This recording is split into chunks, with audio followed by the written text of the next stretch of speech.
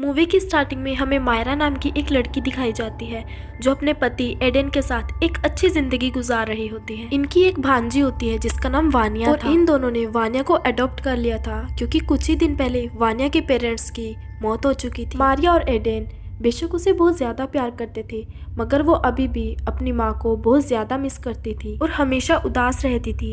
Aiden की एक toy factory थी जहाँ वो ज्यादातर डॉल्स बनाकर बेचता था। कुछ ही दिन पहले उसने एक डॉल बनाई थी जिसका नाम सेब्रीना था और ये डॉल बच्चे बहुत शौक से खरीद रहे थे। एडन ने अपनी वाइफ के लिए बाकी सेब्रीना डॉल से बड़ी एक सेकंड एडिशन सेब्रीना डॉल बनाई थी जो कि बहुत अच्छी थी। मायरा को एडन का दिया हुआ ये तोहफा बहुत अच्छा लगता है। तभी सीन शिफ्ट होता है और हम देखते हैं कि वानिया अपने स्कूल में है और वहाँ पे उसका एक दोस्त चार्ली गेम खेल रहा होता है। इसका नाम डिट्टो होता है और वो अपनी ग्रैंड मदर के सोल को इस वर्ल्ड में चार्ली गेम की हेल्प से बुला रहा था। वानिया को ये गेम बहुत अच्छी लगती है। डिट्टो वानिया को बताता है कि इस गेम को फिनिश करने के लिए प्रे करनी पड़ती है ताकि जिस सोल को हम बुलाते हैं वो वापस जा सके। तो वानिया को IUS ऐप के बारे में भी बताता है जिसकी मदद से सोल्स को ढूंढकर देखा जा सकता था। वानिया उस चार्ली गेम के बोर्ड को अपने घर ले आती है और अपने घर पर वो अपनी मॉम की सोल को बुलाने की कोशिश करती है। वानिया को फील होता है कि उसकी मॉम की सोल इस वर्ल्ड में आ चुकी है और वो IUS ऐप उस सोल को ढूंढने लगता है। जाहिर है कि वो ऐप फेक थी मगर वानिया को अपनी मॉम की बजाय अपनी आंट मारिया दिख जाती है। मारिया वानिया को उसके रूम में सुला देती है और सोने से पहले उसे सेब्रीना डॉल भी देती है। जब वानिया सो रही होती है तब हम सेब्रीना डॉल की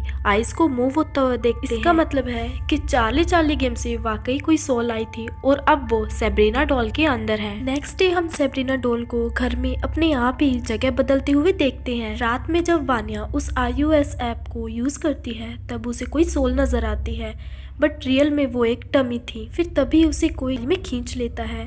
वानिया सुबह ये पूरी बात अपनी आंट को बताती है और मारिया वानिया को समझाती है कि उसकी मॉम अब इस दुनिया में मौजूद नहीं है लेकिन वानिया की माँ एंटनी उस घर में मौजूद होती है। अगले दिन मारिया को अपने घर में एंटनी दिखाई देती है और देखते ही देखते एंटनी एक डीमन में बदल जाती है और वो मायरा को मारने की कोशिश करती है। मायरा चिल्लाते हुए वहाँ से भागती है। ये आवाज़ सुनकर एडन भी वहाँ पर आ जाता है। ये डीमन इन दोनों के ऊपर अटैक कर देता है और इन दोनों को यहाँ से निकलने जाने नहीं देता लेकिन ये दोनों यहाँ से कैसे भी करके निकल जाते हैं और अब वो लोग जान गए थे कि उनके घर में किसी तरह का एक डीमन है। इसके बाद वो दोनों मिस लारास और मिस्टर रेनार्ड के पास मिलने के लिए जाते हैं जो कि पैरानॉर्मल एक्सपर्ट्स थे। मिस लारास तभी उनके घर जाती है और वहाँ पर चार्ली गेम की मदद से एंटनी को वापस उसकी दुनिया में भेजने की कोशिश करती है। इसी दौरान चार्ली गेम के बोर्ड को अपने आप आग लग जाती है और घर की लाइट्स भी चली जाती है। अंधेरे में ये डीमन वानिया को अपने कंट्रोल में कर लेता है और वानिया मिस लॉरेंस पे हमला कर देती है ताकि वो ये सब ना करे लेकिन मिस लॉरेंस कैसे भी करके डेमन को उसकी बॉडी से बाहर निकाल देती है लेकिन ये डेमन आज़ाद होकर इन सब पर हमला करता है।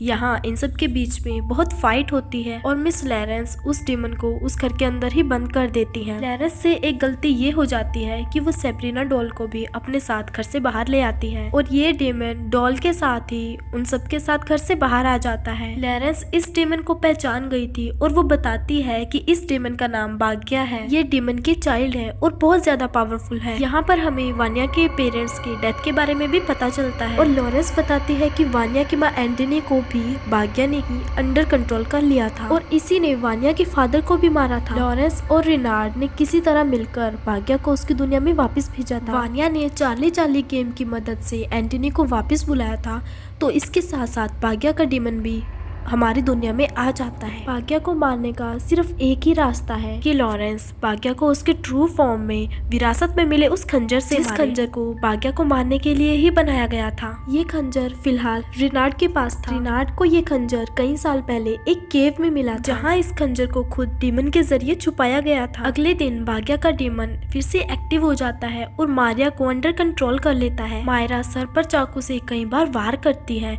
और ये लोग किसी तरह उसे उसके घर में लेकर आते हैं। यहाँ लॉरेंस भाग्या से सच उगलवाती है और जहाँ हमें पता चलता है कि भाग्या को सबसे पहले इस दुनिया में किसी इंसान ने ही बुलाया था। और यहाँ मूवी का रुख बदलता है जिसमें हमें पता चलता है कि कई साल पहले एडेन का एक भाई था जिसका नाम आर्का था। इन दोनों के फादर की एक टॉय कंपनी थी जिसमें उसके फादर को आर्का के डिजाइन किए हुए टॉयज ही सबसे ज्यादा पसंद आते थे, जिसकी वजह से एडन जेलिस फील करता था। जब इनके फादर की डेथ हुई तब उन्होंने आर्का के नाम 60% प्रॉपर्टी कर दी और एडन के हिस्से में ओनली 40% प्रॉपर्टी ही आई। इस बात के लिए एडन बहुत ज्यादा दुखी हुआ और वो एक मैजिशियन के पास गया कि वो अपने बड़े भाई को काले जादू की मदद से मरवाना चाहता था क्योंकि उसे पूरी प्रॉपर्टी चाहिए थी। और उसी मैजिशियन ने भाग्या के डीमन को इस दुनिया में बुलाया था और इस डेमन को एक बॉडी चाहिए थी। भाग्या ने पहले आर्का को अंडर कंट्रोल करने की कोशिश की बट वो उसके कंट्रोल में नहीं आ सका।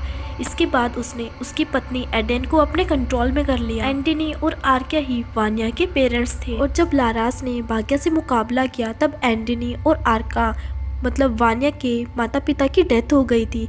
उन दोनों की डेथ का जिम्मेदार एडेन ही था। दूसरी तरफ अब भाग्या को फिर से एक इंसानी जिस्म की जरूरत थी, इसलिए वो एडेन को ही अंडर कंट्रोल कर लेता है क्योंकि एडेन की बॉडी काफी स्ट्रॉन्ग थी।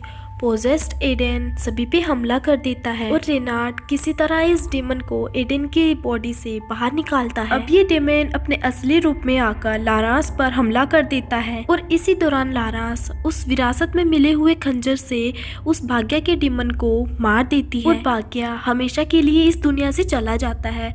फिर मूवी का एंडिंग सीन दिखाया जाता है जहाँ पर पुलिस एडेन को अरेस्ट कर लेती है और फिर हम देखते हैं कि वानिया और मारिया हंसी खुशी एक दूसरे के साथ जिंदगी बिताती हैं। कुछ ही टाइम बाद लारास और रेनार्ड को एक पैरानॉर्मल डॉल के बारे में खबर मिलती है और इसके साथ ही ये मूवी यहीं पर खत्म हो जाती है।